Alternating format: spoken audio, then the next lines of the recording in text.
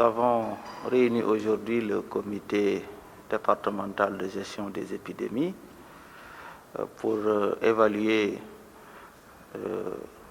les dispositions que nous avons eu à prendre depuis le début de la lutte ensemble, mais également pour réorienter nos actions relativement à la nouvelle situation que nous avons connue récemment.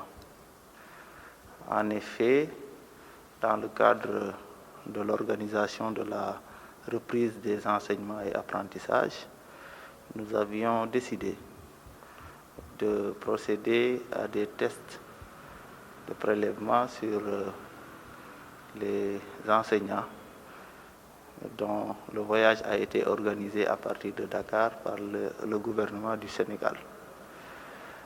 Et à l'issue de ces prélèvements, nous avons eu 7 cas positifs qui sont d'ailleurs actuellement bien pris en charge au niveau du site de traitement à Bignona. Mais nous n'avions pas pu terminer les prélèvements et qu'il nous reste encore une centaine d'enseignants que nous invitons à bien vouloir se signaler pour que nous puissions procéder à leur prélèvement. C'est le lieu quand même de rendre un hommage aux enseignants pour leur adhésion et leur sens des responsabilités qui nous a permis aujourd'hui de réussir l'opération. C'est une opération extrêmement importante parce que normalement, dans le cadre de cette activité, il était important qu'on arrive à connaître le statut de chacun. Nous sommes en train de développer des stratégies pour également suivre les contacts des malades. Et ça se passe très bien. Nous sommes en situation d'épidémie et parfois nous sommes amenés à prendre des mesures exceptionnelles. C'est tout à fait normal, c'est pour circonscrire la maladie. Et je voudrais inviter également les enseignants qui ont fait le voyage à bien vouloir s'autoconfiner pendant 14 jours en attendant qu'on puisse connaître l'évolution de la situation. Même ceux qui ont fait l'objet de tests négatifs sont invités à s'autoconfiner pendant 14 jours. Mais nous comptons encore une fois sur la collaboration de tout le monde, notamment les syndicats d'enseignants, pour que nous puissions arriver à réussir l'opération.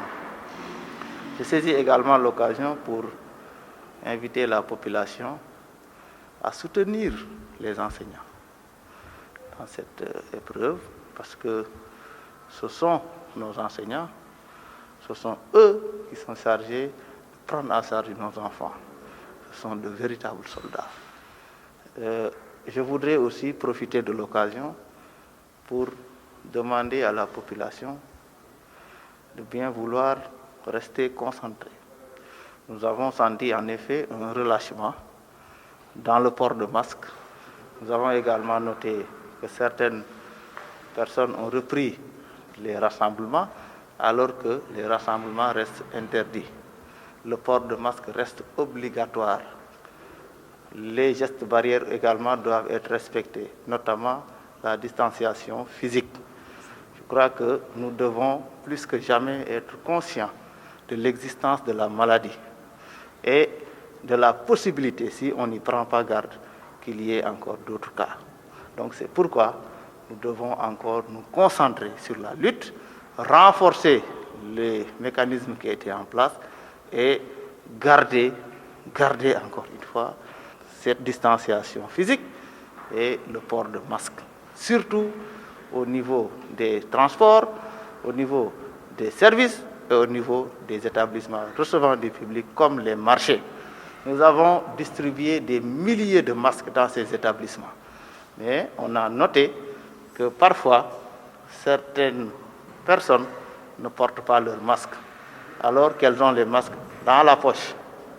Cette situation vraiment n'est pas reluisante. Il faut que les gens portent leur masque pour se protéger et protéger les autres.